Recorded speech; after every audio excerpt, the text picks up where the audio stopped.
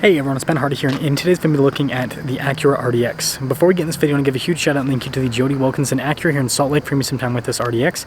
I'll include a link to their website in the description down below. I'll also include a link to my car buying guide. Let's get into it.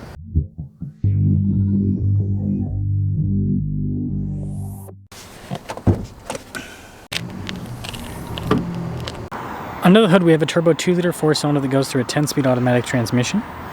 Fuel economy is 21 around town and then 26 on the highway, with power outputs being 272 horsepower and then 280 pound-feet of torque. Before I move forward with this review, I do want to mention if you want to see more videos just like this, then I recommend you subscribe because I post content every single day. Now taking a look at the hood, you guys can see how it arcs around on either side with the lines. I think it's pretty sharp looking. Headlights, also really cool looking, and I like all the individual lights as well. Blacked out grille. All the trim here at the bottom also blacked out as well, and it contrasts very nicely with this color. It's called Urban Gray. Now our timing wheel setup is 255 by 45 by 20 in the front and over in the rear. And you can see here with the wheels, you've got the silver there with the blacked out trim. I think it looks kind of like blades almost pointing towards the Acura logo. A-spec badge, and notice all the trim at the bottom, the mirror caps, the window trim is all blacked out, so it creates a very nice contrast with this one. And this leads us to the key fob where we have our lock and unlock function. We got a remote start, opening for the hatch as well, and then of course the Acura logo there on the back, which is nice. And taking a look at the storage space here on the rear, this is similar in size to like a Toyota RAV4 for those of you that are wondering in terms of the capacities and all of that. So see, this is like a super sporty CRV that looks a lot better if you ask me. But anyways, when you're all done, just press this button right here. That will lower the hatch right back down. Really cool taillight design as well. And then it's fun and interesting that everything's chrome here on the back and with the badging, exhaust tips and all of that. It's kind of a departure from the rest of the car. Now this leads us inside where we've got this nice soft touch trim here down below as well, and you can see the red stitching. The camera will focus on, it's kind of bad lighting right now, but that theme continues onto the seats. Perforated all down the center, by the way. Quickly pop in. We've got a little storage pocket here. Some vents, see heated seats, USB ports as well. And then headroom back here. It slopes a little bit, but it's pretty good overall. And then this leads us up front, where again you've got the soft touch here, down below as well. And then look at all the stitching there. All of our window controls, mirror adjustments, mirrors power fold in, get your memory seat functionality, and blind spot monitoring with said mirrors. And here's the front seat. Nice perforated trim. All of our adjustments there on the side. Fancy pedals, which is nice. And then a bunch of stuff for like the parking sensors here, some of the safety tech, brake hold, parking brake as well. And then the dash has nice soft touch trim across.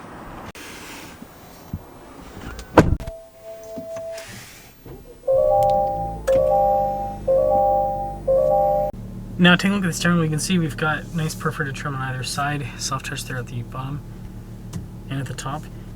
Red stitching there on the center portion. Paddle shifters here on the back. Bunch of practical controls in the front, including adaptive cruise control, lane centering, volume and voice command controls as well. Heated steering button on the steering wheel, which is interesting, but nice. Both stocks here. My favorite part though is this gauge cluster. Look how beautiful this is. I think this is one thing that Acura definitely got right here on the RDX. It just looks really cool with the background finish. And being, you know, analog, it doesn't have like a crazy change with the drive modes. Now this does have a 360 camera system, so bird's eye view and all of that. Direction lines turn with the steering wheel. Pretty good resolution, but the screen is far away on the dash. Like I've got the camera very zoomed in right now. And yeah, Acura still has the, it's not touchscreen. Acura still has the slide thing system here with this, so it's a little bit different to use. Again, you got soft touch there on that part of the dash, some nice red stitching down below, and then with the glove box button there. And it's got nice padding on the outside. Analog controls here for the radio, dual zone climate, heated and ventilated seats as well. Drive mode select here, auto stop start, transmission select, and then you can see down below here, this is the control for the infotainment system. Got some cup holders here with our phone charging pad, and there's actually some storage underneath here too, which is nice. And then a little USB there. Nice trim on the top, just regular rear view mirror, and then we do have a big sunroof up top, so panoramic. So here's our window sticker. You can see 2025 RDX, and then urban gray again for the coloration. 56,400 is the total MSRP. Let's see how it performs.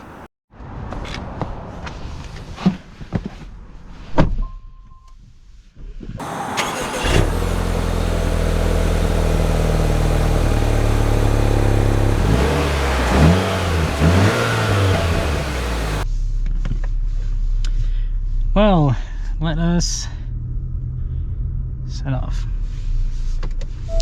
the RDX.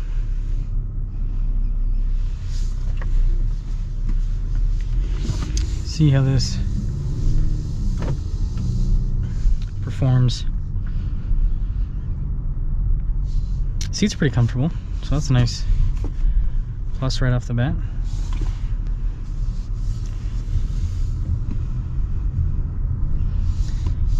Kind of like Audi, Acura has very, very light steering. It's kind of an interesting feature.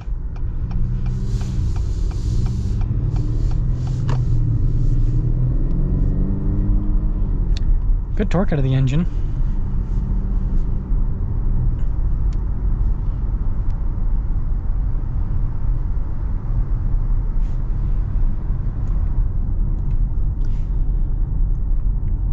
Pretty comfortable ride as well. I mean, you can still hear the outside world, but the cabin insulation on this is pretty good.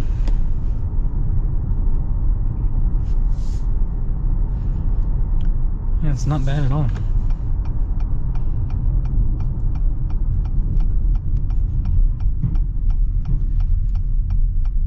And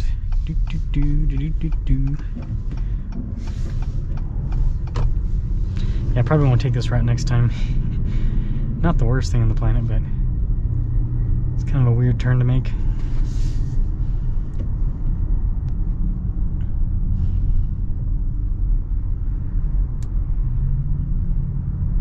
Smooth ride.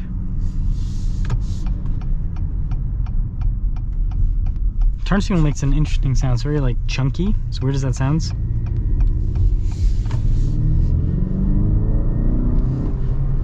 Still has that peaky nature that 2-liter 4-cylinders have.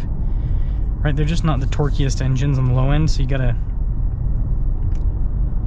rev them up a bit to get power out of them. It's not the worst thing on the planet, but it's just a kind of more an old school turbo feel where it's like I said, peaky. Peaky is a good way to put it. Suspension's not too bad. I still think my favorite part's the gauge cluster. I wish more manufacturers would stick with mostly analog because it just looks better. Like the digital animations are cool for like a week and then you kind of get sick of them. At least that's what I feel like whenever I have cars with all digital. But still a nice setup nonetheless. So in summary, I think the RDX has a great entry-level performance luxury crossover. And that's what Acura's going for, right? They're going for performance. That's what this is supposed to be, right? If you want excuse me, if you want luxury, I think the MDX provides that. But yeah, it's just not the brand identity of Acura. Acura's always been about sportiness. So,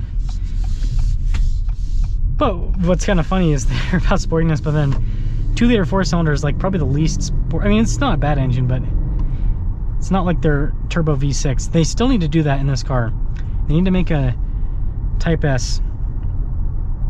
That would be very cool. So, either way, let me know what you guys think about the RDX.